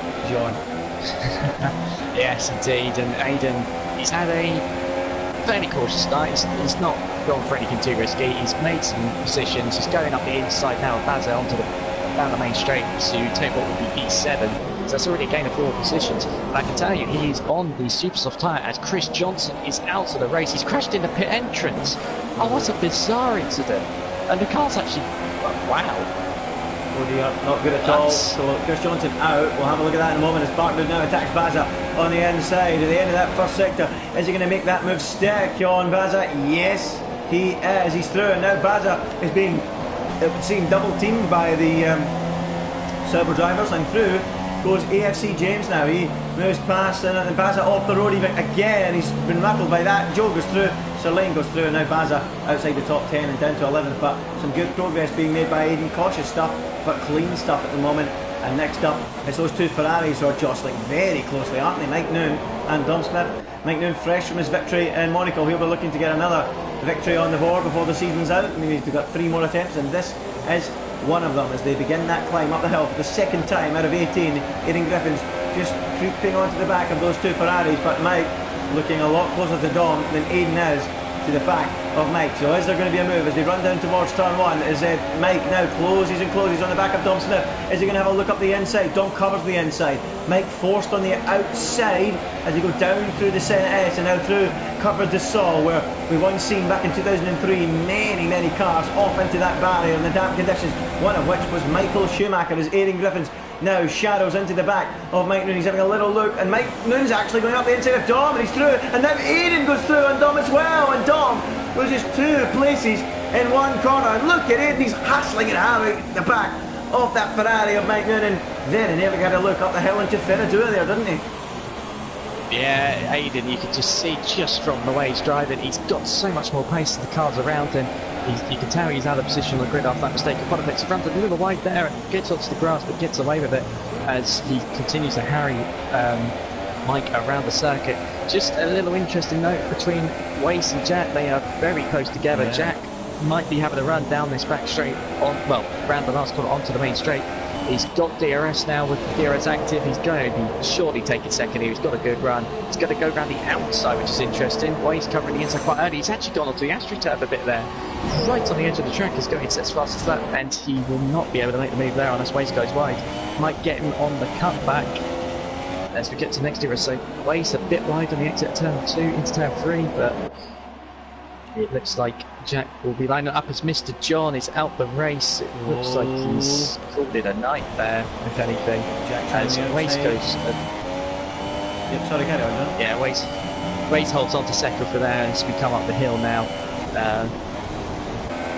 I think Jack will be having to watch these mirrors as Chiapelli is now looking threatening as well as Mr. John leaves the session. That's him done for the night as yellow flags are out in sector 1, and we have Mr. John's parked up car at turn 2, so that's why that yellow is out. Meanwhile, Jack is continuing to harry the Haas of Waze. You can see that Waze is struggling as the safety car is out. Yeah, safety car deployed as a result of Mr. John's decision to leave the session, so that wasn't very clever, but Mr. John brings out the safety car, and now we're going to have the car slowing down while anyone decides to pit. We've got Goings already making a move for the pits, and what is Goings going to put on that Toro Rosso now? With the potential rain coming later on, that could bring the rain forward further into this race, or earlier into this race, so we'll see what that will do. Is in comes Goings. Right. Will it be another set of supers? No, he's gone for softs, no gambles there.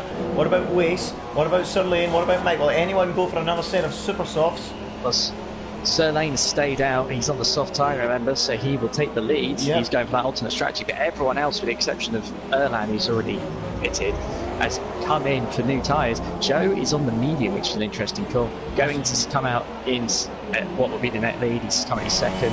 Wace, Jack, Chiapelli, Aidan up to 6th. He's got a good start, and he seems to have jumped the second Ferrari, actually. I don't think that was done on track. I think that was done in the pit lane. Yeah, it was. Dom is 8th. Dom backing off a little bit towards the pit entrance just to get himself a clear enough run so that he wouldn't get held up in the pits.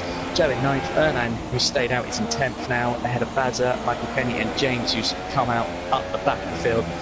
Everyone on soft tyres with the exception of Joe and Ernan on the medium tyre, and Bazza, who's gone for the super soft. Well, I have to say that's a great thing to happen for Sir Lanex on those soft compound tyres. The next few laps behind that safety car, he will be able to find that find a chance to keep his tyres cool, keep some life in them, and it might just help bring the rain along a little bit sooner, and he might be laughing here. He might be in a superb position to go on and maybe win this Grand Prix, John. I don't know what you think, but and is that rain beginning to fall now? Yeah, that's rain. That is rain. It's beginning to fall. Now that is an inspired decision then by Force India with Sir Lane, who's going to surely have the net lead now at the very beginning of the fall.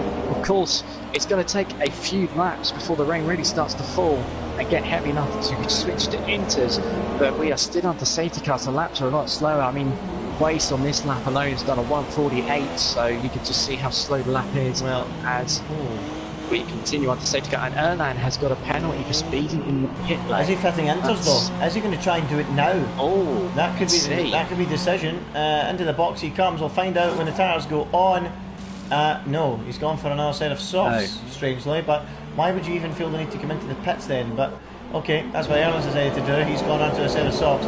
Now, if they're under safety car for another lap after this one, there's every possibility some people might try and go on to the inters. Like some people further down the field with not much hope of a result maybe this afternoon, the likes of Michael Kenny perhaps, Erlan who's just been in, AFC James, Baza. They're the kind of guys you would maybe expect to go on to a set of intermediates early to try and make it work, because they might not lose that full pit stop after the safety car period, you know, because they'll be on the end of the safety car and it might rain heavy enough for the crossover point. So will any of those guys try it, Sean? It certainly might be worth one of those guys' risks. Possibly, shouldn't it? I think it might just be a little bit too soon, but one little issue here, safety car's going very slowly. I'm seeing a lot of the cars bunching up under the in the train. I mean, I've seen a penalty come up for James for a serious collision with Michael Kenny, and I tell you what as well, he somehow managed to get ahead under safety car, so that's an interesting one, although no penalty has come up for it. And so you can just see the cars just getting a bit held up here as the safety car lights are off. Okay, so the safety car lights are off, and that means we're about to go racing again. And as the rain continues to fall, are these drivers going to start slipping and sliding? I'm having a look outside my commentary box window, and a few people in the grandstands are reaching for the brollies, are reaching for the ponchos as we get racing. Once again, across the start-finish line goes Sir Lennox to get us underway. Going second, Wace in third as they go across the line. And is that a move being made there into turn one? Yes, it is! Up the inside goes Goings on Sir Lane, and he makes it stick with ease. They're all struggling for grip, sliding around on the damp track, on those slick tyres, and Goings has made it work. He's through on Sir Lane, and now Wace is having a look up the inside of Sir Lane as well. Very late on the brakes from Wace, and he is through, is he? Sir Lane coming back on the exit of the corner as they go duelling up towards Ferradura, and Sir Lane has just about fended him off and holds that place. Meanwhile, in the championship battle, Jack is fourth, and Bartlett is right behind him in fifth as Wace again tries a late one on Sir Lane, and besides taking a slice out the side pod of Sir Lane, he's done nothing else. Yeah, and Mike running very wide on the exit of turn 2 onto the AstroTurf. It's dropped him all the way down to 10th, which is now 11th. Spicer makes a move, makes contact with Michael Kenny, so Mike stays in P10. And Chiapelli also ran a bit wide up the exit of turn 4, which allowed Aiden to get the run up the inside to take the 5th position. Mike on the inside of Michael, late move. Mike versus Michael, nickname versus full name, and Mike Noon is through on Michael Kenny. Pretty argy-bargy stuff, has to be said. But Wace up the inside for second. Yep, and he's through. Wace is taking the move on Sir Lennox into turn 1. So Goings leads by 2.4 to Wace in second. Sir Lennox third. Where is this crucial crossover point though? When are we going to start seeing cars floating off the road in disbelief? At the moment, no one is at the moment. We've got 10 laps to go of this race, and at the moment Jack Pearson, by the skin of his teeth, is keeping this championship race alive, but only just, and only by 3 tenths, because Bartlett is right behind him, John, isn't he? Yes, indeed. Aiden having a good race so far, making his way up the order and just keeping it calm and steady. Something he didn't really do in Monaco, but something he's done well here so far. He's made some moves, he's kept it clean, he's taken a bit of advantage of the cars making mistakes around him, such as Chiapelli, such as Mike in the pit stops, and now he finds himself in 5th, right behind his championship rival, as Mike takes P8 off Joe. I think Joe has got a little bit of damage and struggling, as Michael Kenny tries to go around the outside. That could really pay off as he runs wide.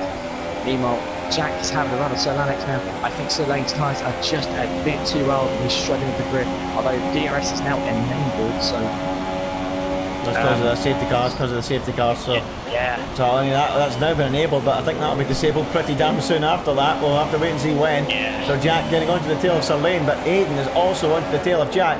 So what move will happen first here? Jack will be hoping he can clear that Force India before that silver of Aiden clears him, because if he does clear him, the championship ain't going any further than this. Aiden will be crowned today as they go sweeping down the hill through Esquina del Lago and then climbing back up towards Ferradura. And at the moment, Jack remains firm in 4th position. Aiden remains stuck behind him in 5th. James, by the way, went very early to inters. He's now 50 seconds off the tail of the field. He'll not be far off getting lapped if he continues like that. We've got a yellow, and it is James, in fact, who has been off the road, I think, big time. He's decided to throw himself into the wall there, to be honest, and he's actually come to a stop right in the middle of the track as the leader comes through. Thankfully, he has ghosted. That's always concerning when a car comes to a halt like that, and you never know if the car would ghost or not with this game.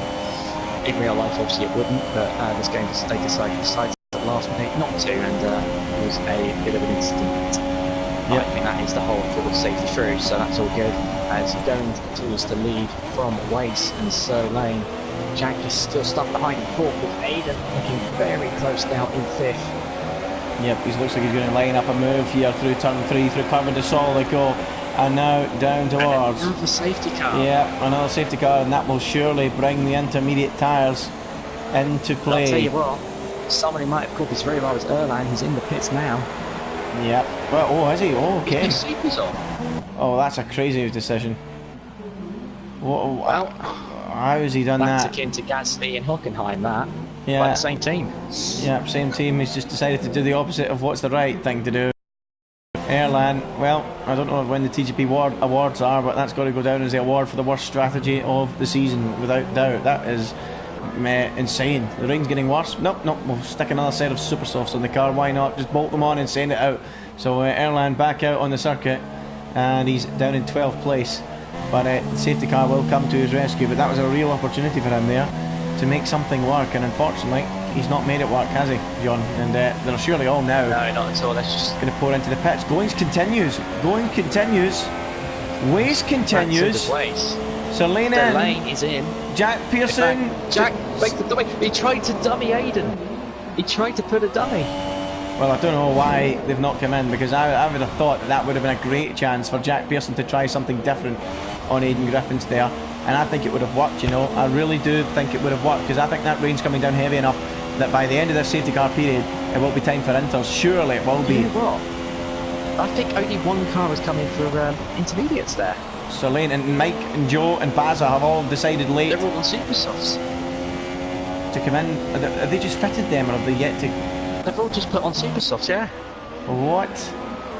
Now this is interesting. Well, maybe they know something we don't, because Sir Lane's the only man to put the inters on, and Sir Lane needs to be slow here. He needs to be careful. He needs to gently stroke that car around, because it's nowhere near ready yet for inters.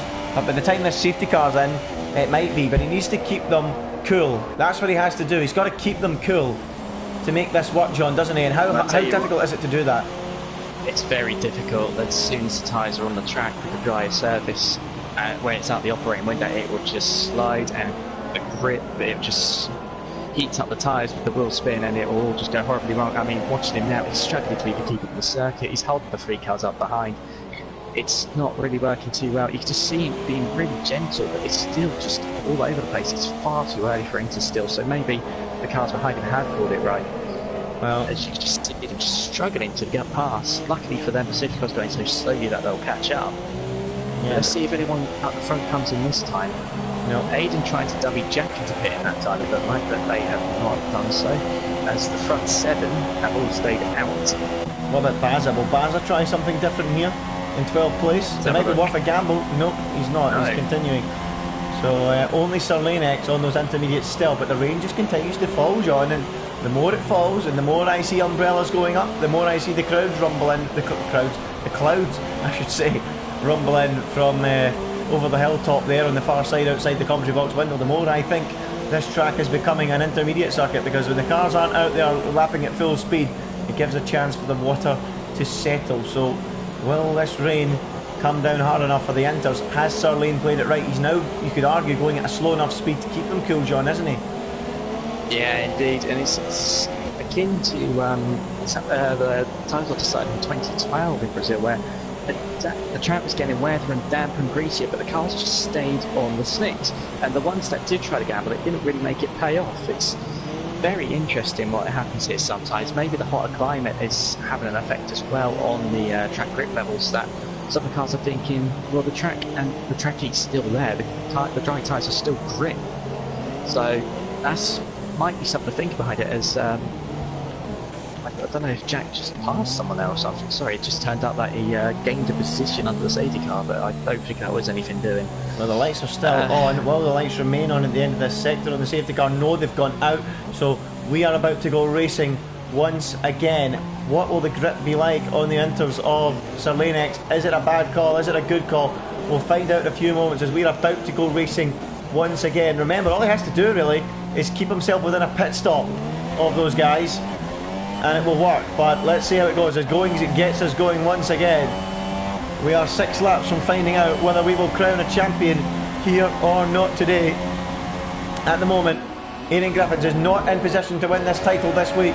If he can overtake Jack Pearson in the next 5 laps, he will get that title. But let's have a look at Sir Lanex. How's he doing down in 9th place? Not very well. Erland goes flying past him and up into 9th place. And you know what? I said Erland made a terrible strategy call. I'm going to have to take that back. That was a good decision, wasn't it, John? Yes, definitely. The intermediate's just not working there already. So Lane has lost 4 positions just from the restart. Mike was already past for the start line. Erland got through turn 1. Joe Bazza, both have already got through as well. You can just see he's just dropping like a stone. He's already lost 6 seconds on Mike halfway around the lap. Meanwhile, at the front, Mace is trying to keep it going. Going just seems to have a bit of a pace advantage here over everyone. He's one wide there. Well, he's managed to save that, but he's going to be on defensive foot against Jack, who is closed up during that sector as Mike now takes Michael Kane for 7th. Just about. But let's have a look here then. A fight for second, a fight for Jack to keep the championship alive.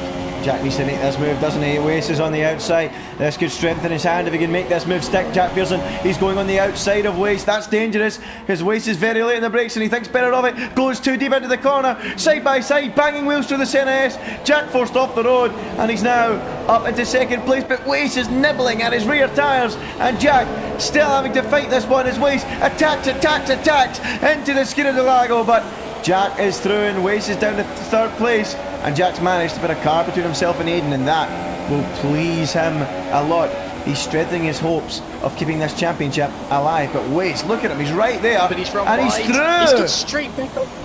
Oh, how did he sliver back up the inside there? That was incredible from Waste. Jack might have made an error, the damp conditions may have got to him, but Waste, that was opportunistic to make a move there, and he's done it. Brilliant stuff, John, wasn't it? Yeah, that was very brave stuff. I think he's just had a lot more comfort with the car compared to Jack. Just felt the grip on the inside there. Jack ran a little wide, but even so, this is sort of the normal racing line a little bit in these sort of conditions. But Waste straight up the inside, just seizing the opportunity and taking the place back. Meanwhile, it just allows Goings just to get away a little bit. I'm just keeping an eye on that gap for Sir Lane to Joe. It's continuing to stand at around 16, 17 seconds. It's slowly climbing.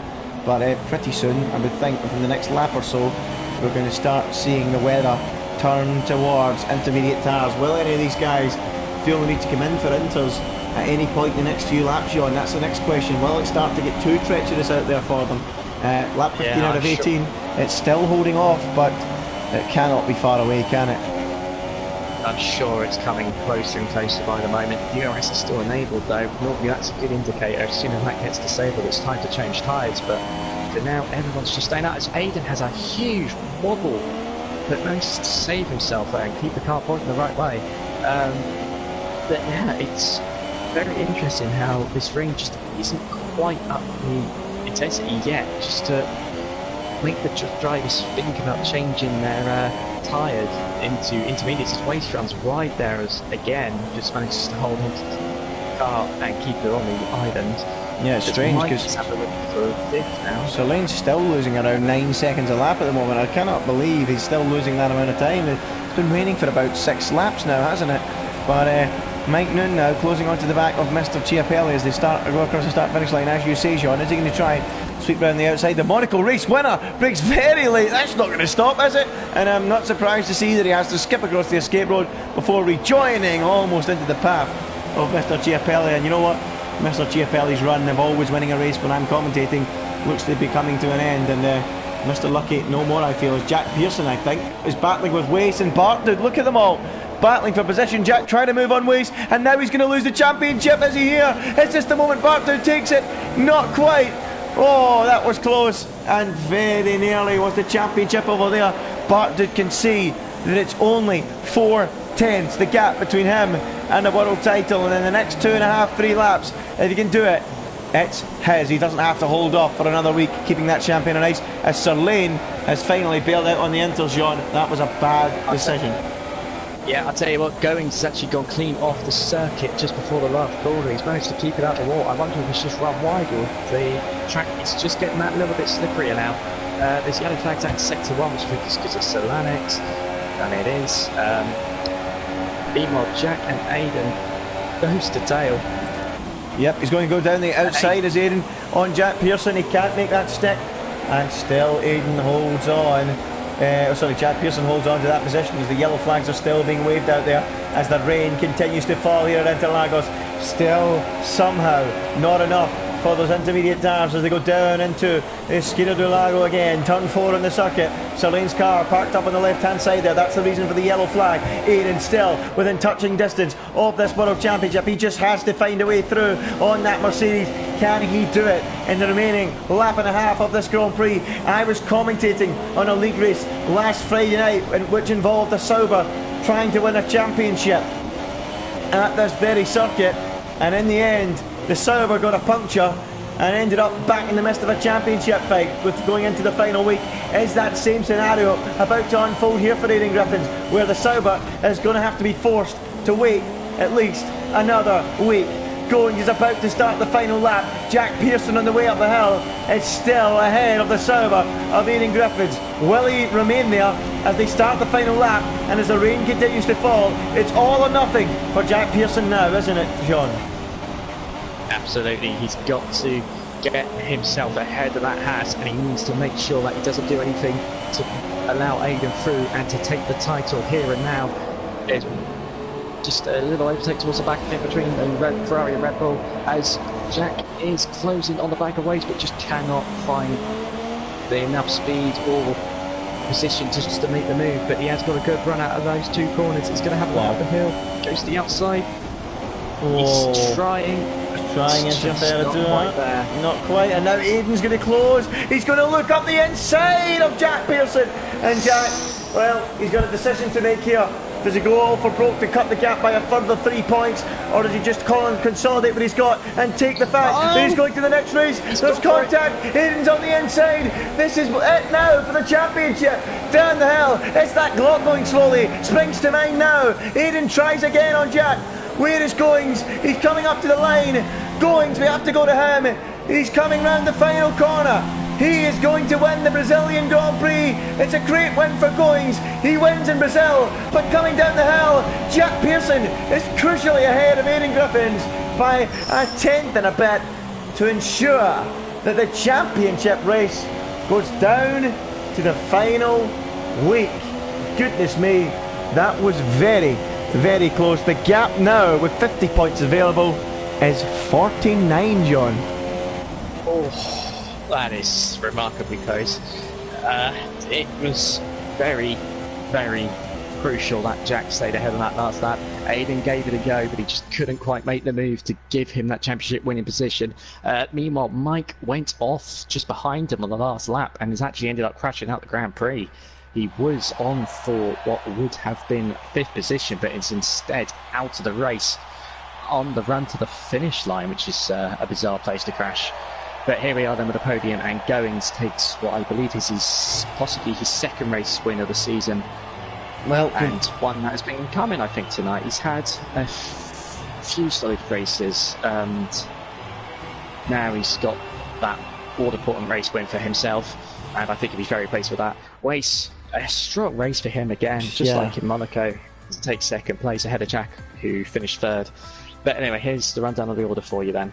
Yep, Goings leads. Oh, sorry, on you Grand go. Prix. Yep, on you go, John. You carry on, sorry. My apologies. I thought you were handing it on to me there, John. I wasn't sure. Yeah, I was kind of hesitated. Yep, Goings has won the race there for Toro Rosso from pole position. Good job by him.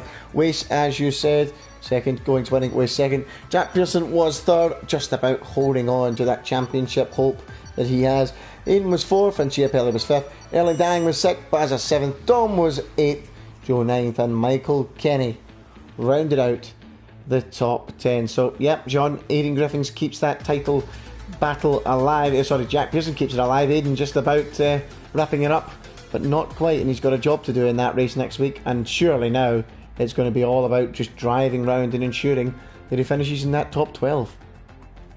Yeah, pretty much. All he really needs to do is just finish 12th in the next race, and the championship is his. It's very interesting to note this was the first week all season that Aidan failed to win a race. Yeah, and what a time to do that, considering he'd won 10 of the 15 races going into it, to then run a run of 3 races without taking a victory. That is totally and utterly against the odds. I'd love to have seen what the odds would have been on betnoon.com for that occurring, but nonetheless, it has occurred, and that is the situation as we go into the next race. He did win the last 3 races, Aidan. He has in fact won 7 of the last 8 races until we came into this weekend, and all of a sudden he never managed to win any of Bahrain, Monaco or Brazil. He can now clinch that title though, going into Australia and Abu Dhabi, and you would like to think, John, he should do that in Albert Park without any problems, shouldn't he?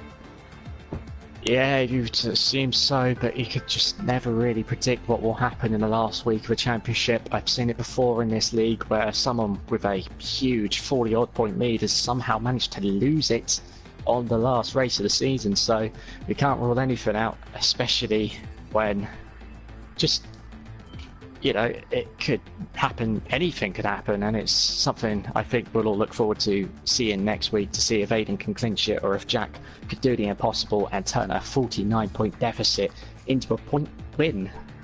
But something remarkable will need to happen to see Aidan retire from both races, because that's the only real way Jack could do it. Yep, and Jack would of course have to win the other 2, and Jack himself only managed to win 1 of the 3 races tonight when really he needed to win them all, and if he did win them all, he'd be right back in the title, wouldn't he? Without any doubt about it. But he was unable to win all 3. Just the 1 win for Jack tonight. Still a good enough result. You'll be surprised the title fight's gone on to the final week. It probably wasn't looking likely when the weekend started with Aidan on pole as well, but it has worked out that way, and he does still have that slim hope. So it has to be said, join us next week then as we try to crown a champion. We thought we were going to do it tonight. We haven't done it yet. It is Australia and Abu Dhabi. I've been Judge Randy. Sean Luke Taylor, have you got any final words?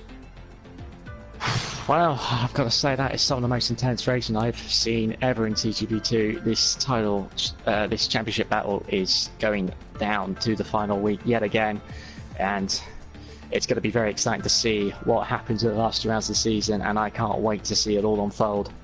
Yep, well, that rounds it off then. Join us next week for Australia and Abu Dhabi. Same time, 7 PM on the TGP Series channel. That's all from us. Good night.